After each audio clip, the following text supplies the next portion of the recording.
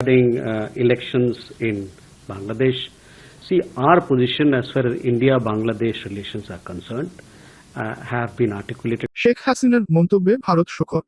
সম্পর্ক কি আর টিকবে? অবিশ্বাস্য ঘটনার আসল কারণ যা আপনি জানতেন না।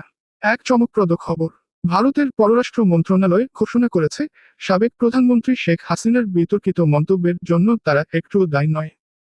কিন্তু কেন ভারত এত ক্ষুব্ধ? কেন তারা তাদের সমস্ত দায় অস্বীকার করছে? এই উত্তেজনা কি দুই দেশের সম্পর্কের জন্য এক বড় বিপদ ডেকে আনছে?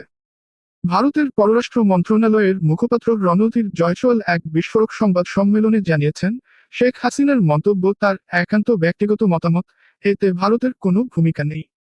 তবে কেন ভারত এত রেগে গেল? কেন তারা এত তীব্রভাবে নিজেদের অস্বীকার করছে?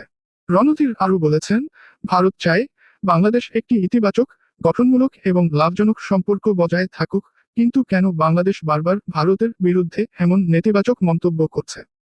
কেন তাদের অভ্যন্তরীণ সমস্যা নিয়ে ভারতকে দায়ী করা হচ্ছে? এই পরিস্থিতি কি সম্পর্কের ভবিষ্যতের জন্য মারাত্মক বিপদ ডেকে আনবে? এদিকে ভারতের পররাষ্ট্র মন্ত্রণালয় আরও জানিয়েছে, শেখ হাসিনার মন্তব্যের সঙ্গে ভারতের অবস্থান কোনো সম্পর্কিত নয়। তারা আরও বলেছে, বাংলাদেশের অভ্যন্তরীণ সমস্যার জন্য ভারতকে দায়ী করা একেবারেই ভুল এবং এই ধরনের মন্তব্য সম্পর্কের পরিবেশ নষ্ট করবে।